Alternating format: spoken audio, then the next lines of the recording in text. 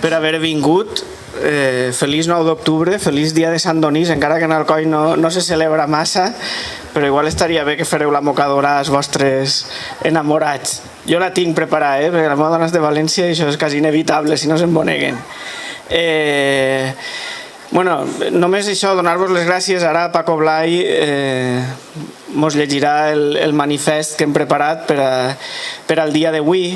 Jo sí que volia remarcar, abans en l'entrevista que he fet en la premsa ho he comentat, m'agradaria remarcar, avui ara, este matí, en les Corts, s'han donat 2 altres distincions de la Generalitat. Jo crec que ja tocava i s'havia de notar que hi ha hagut un canvi en el govern valencià.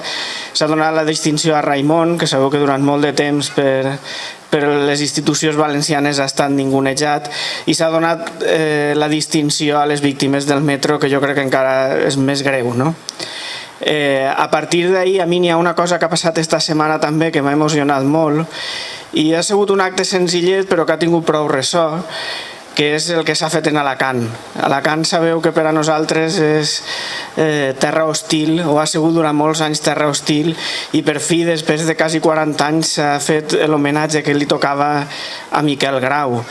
Pues bueno, que servisca per això esta celebració del 9 d'octubre, més a més reforçat en allò que va passar el dimecres en les Corts Valencianes d'un acord per unanimitat per a reivindicar el finançament valencià.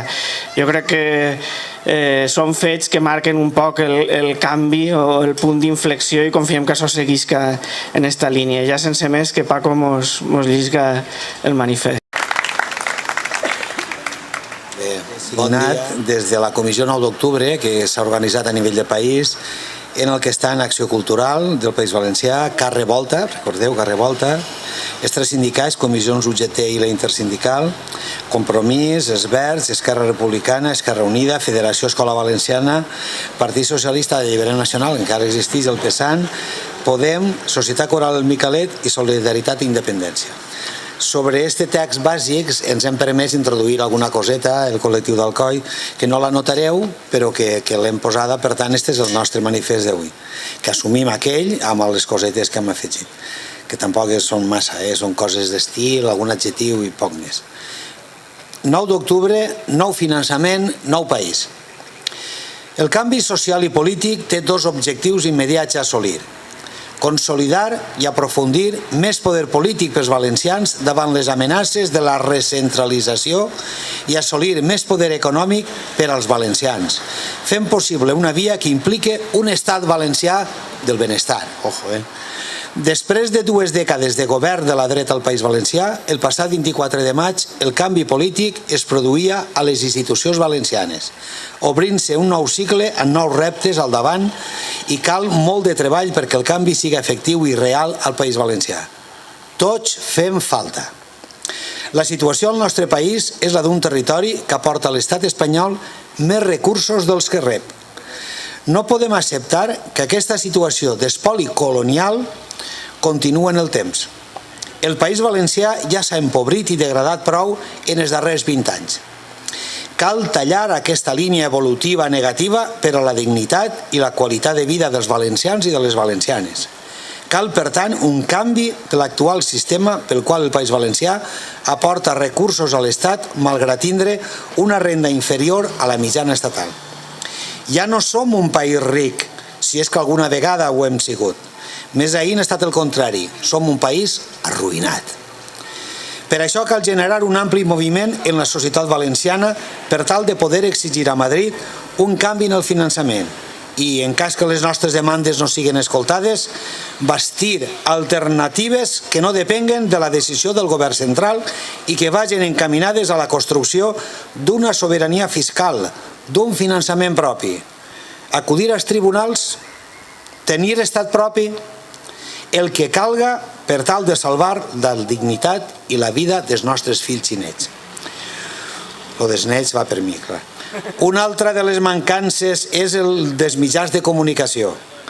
La comunicació audiovisual és fonamental en els nostres temps i també aquesta situació que patim no és pròpia d'una societat democràtica. Per això cal ja l'obertura d'una radiotelevisió valenciana i en valencià, que siga realment un instrument d'informació plural i objectiva al servei de les valencianes i dels valencians, que forme, que informe i entretinga en la llengua històrica dels valencians. I per això mateix cal que tornen les emissions de les televisions autonòmiques germanes, TV3 i IB3, conformant així un marc audiovisual propi i comú de normalitat amb els territoris amb els quals compartim història, llengua i cultura. Com a país, som també sensibles al món en el qual vivim. El drama de les persones refugiades i de la immigració formen part d'un món de desigualtats que crea conflictes i que ens afecta i davant el qual calen respostes efectives per als drets de totes les persones.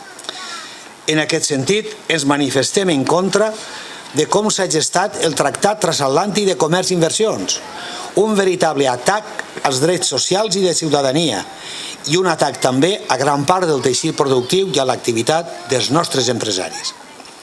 Som conscients, finalment, que estem davant d'una societat més oberta, més permeable als problemes socials. Fruit d'aquesta nova realitat, hem d'enfocar el canvi viscut al País Valencià amb esperança, però sobretot, i especialment en la responsabilitat i fermesa. Una responsabilitat i una fermesa que implica no perdre l'oportunitat de convertir el País Valencià en un territori lliure de corrupció, d'autoritarisme, de polítiques antisocials i d'agressions al medi ambient, a la llengua i a la cultura. Avui, com ahir i com demà, continuem reivindicant la dignitat d'un País Valencià viu i plural. El País Valencià serà valencià o no serà, i de tots nosaltres depèn. Visca el País Valencià!